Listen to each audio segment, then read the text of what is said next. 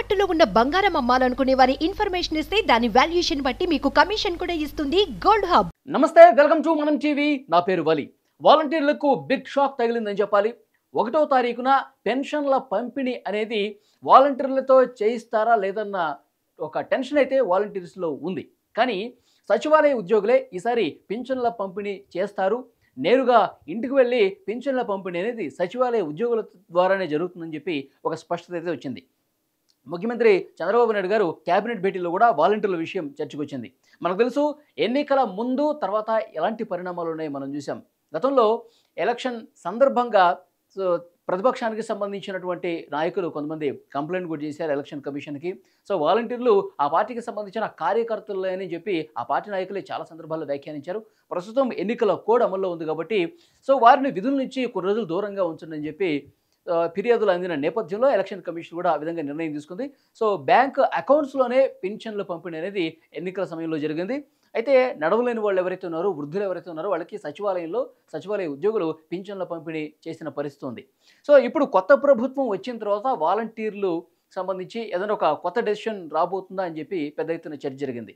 ఎందుకంటే కొంతమంది రాజీనామా కూడా చేశారు. ఎప్పుడైతే ఎలక్షన్ కమిషన్ ఈ రకమైన నిర్ణయం తీసుకుందో, వాలంటీర్లు ఎన్నికల ఈ ప్రభుత్వ కార్యక్రమాలకు సంబంధించి వాళ్ళ విధులకు సంబంధించి దూరంగా ఉండమని చెప్పి ఆదేశాలు వచ్చాయో, అప్పటి నుంచి వైఎస్ఆర్ కాంగ్రెస్ పార్టీ నాయకులు వాళ్ళు ఒత్తిడి చేసి, బెదిరించి, భయపెట్టి కొంతమంది వాలంటీర్ల చేత రాజీనామా చేయించిన పరిస్థితి ఉంది. ఎందుకంటే వచ్చేది మళ్ళీ మన ప్రభుత్వమే.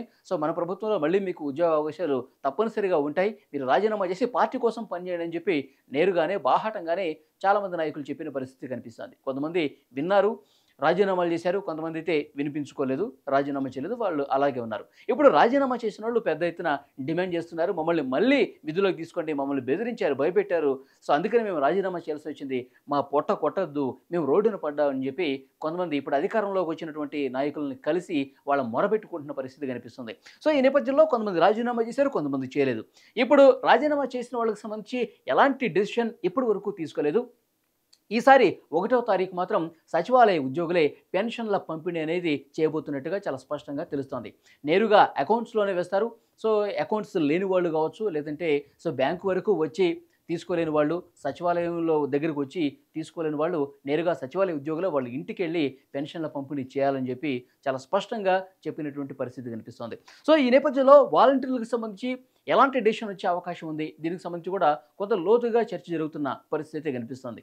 ముఖ్యంగా చంద్రబాబు నాయుడు గారు ఎన్నికల హామీగా ఇచ్చారు, వాలంటీర్లు మీ ఉద్యోగాలు ఎటుపోవు, మీరు ఒక ప్రభుత్వ ఉద్యోగిగా మీరు పనిచేస్తూ ఉన్నారు, ప్రభుత్వానికి సంబంధించిన విధులు మీరు నిర్వర్తిస్తున్నారు, ఒక పార్టీకి కొమ్ము కాయదు, ఒక పార్టీ కోసం పని చేయొద్దు, మీరు నిష్పక్షపాతంగా ఉండండి, ప్రజలతో మమేకం కండి, ప్రభుత్వ కార్యక్రమాలు తీసుకెళ్ళండి, అలాంటి వాళ్ళకి ఎప్పుడు అవకాశాలు ఉంటాయి, వాలంటీర్లు అధైర్యపడాల్సిన పని లేదు, మనం అధికారంలోకి వచ్చిన తర్వాత 10,000 రూపాయలు వేతనం మీకు చేస్తామని చెప్పి ఒక స్పష్టమైన హామీ ఇచ్చిన పరిస్థితి కనిపిస్తుంది.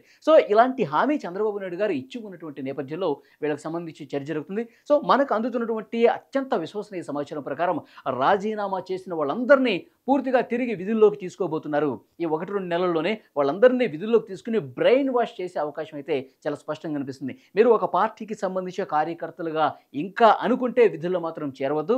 మీరు పూర్తిగా ఇప్పుడు ప్రభుత్వం కోసం పనిచేస్తున్నారు, మీరు కూడా ఒక ప్రభుత్వ ఉద్యోగి, ప్రభుత్వానికి సంబంధించిన విధులు మీరు నిర్వర్తిస్తున్నారు. ప్రతి 50 కుటుంబాలకు 100 కుటుంబాలకు మీరు ఒక ప్రతినిధిగా వ్యవహరించి ప్రజా సంక్షేమ కార్యక్రమం, ప్రభుత్వ సంక్షేమ కార్యక్రమాలన్నీ కూడా ప్రజలకు 100% అందే విధంగా మీరు పనిచేస్తున్నారు, ఇది గుర్తుపెట్టుకోండి, మీరు నిష్పక్షపాతంగా పనిచేయండి అని చెప్పి బ్రెయిన్ వాష్ చేసే కార్యక్రమం కూడా తీసుకునే అవకాశం కనిపిస్తుంది. రాజీనామా చేసిన వాళ్ళందరినీ కూడా మళ్ళీ విధుల్లోకి తీసుకుని నెలకు 10,000 రూపాయలు వేతనం పెంచే విధంగా కసరత్తు జరుగుతున్నట్టుగా తెలుస్తుంది. చంద్రబాబు నాయుడు గారు ఈ రకమైన ఆలోచన చేసినట్టుగా మనకు సమాచారం వస్తుంది. గతంలో ప్రభుత్వంలో ఉన్నటువంటి పార్టీ, ఆ పార్టీకి సంబంధించిన నాయకులు కేవలం వాళ్ళ కార్యకర్తలను మాత్రమే వాలంటీర్లుగా తీసుకుని వాళ్ళ కోసం, ముఖ్యంగా ఎన్నికల్లో మనకు బాగా ఉపయోగపడతారు, ఓట్లు వేయించేది వాళ్ళే అని చెప్పి పార్టీ కోణంలో, ఓట్ల కోణంలో వాళ్ళందరినీ వాడుకున్న పరిస్థితి కనిపిస్తుంది. కానీ చంద్రబాబు నాయుడు గారి ఆలోచన ప్రజలకి ప్రభుత్వానికి మధ్య ఒక నిజమైన వారధిలా ఉండి ప్రభుత్వ కార్యక్రమాల్ని అలాగే సంక్షేమ ఫలాల్ని ప్రజలకు నేరుగా లబ్ధి కలిగించే విధంగా ఆ రకమైనటువంటి చర్యలు తీసుకోవాల్సిన అవసరం ఉందని గట్టిగా భావించిన నేపథ్యంలో రాజీనామా చేసిన వాళ్ళందరినీ కూడా, వాళ్ళు ఏ పార్టీ అయినా సరే, వాళ్ళని క్షమించేసి తిరిగి విధుల్లోకి తీసుకొని నిష్పక్షపాతంగా పనిచేయండి, ప్రజల కోసం పనిచేయండి అని చెప్పి కొంత బ్రెయిన్ వాష్ చేసి వేతనం పెంచేందుకు చర్యలు తీసుకునే అవకాశం అయితే చాలా స్పష్టంగా కనిపిస్తుంది. అయితే ఈ 1వ తారీఖు మాత్రం నేరుగా సచివాలయ ఉద్యోగులే ఇళ్లకు వెళ్ళి పెన్షన్ పంపిణీ చేస్తారు. నేరుగా కొంతమందికి అకౌంట్లో పడే అవకాశం ఉంది. వాలంటీర్లని ఈ 1వ తారీఖు అంటే జూలై 1వ తారీఖు మాత్రం కొంత పక్కన పెట్టి నిజమైనటువంటి డెసిషన్ తీసుకోవాల్సినటువంటి పరిస్థితి ఉంది కాబట్టి మేబీ ఆగస్టు 1 నుంచి వీళ్ళు తమ విధులకు వెళ్ళే విధంగా చర్యలు తీసుకునే అవకాశం అయితే కనిపిస్తోంది.